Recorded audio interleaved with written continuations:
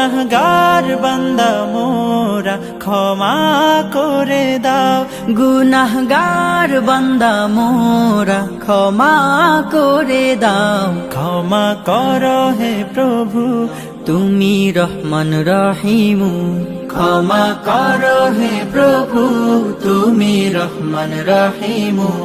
আল্লাহু আল্লাহু আল্লাহু আল্লাহু আল্লাহু আল্লাহু আল্লাহু আল্লাহু লা ইলাহা ইল্লাল্লাহ। অসহায় মোরা পথহারা পথের দিশা দাও, অসহায় মোরা পথহারা পথের দিশা দাও।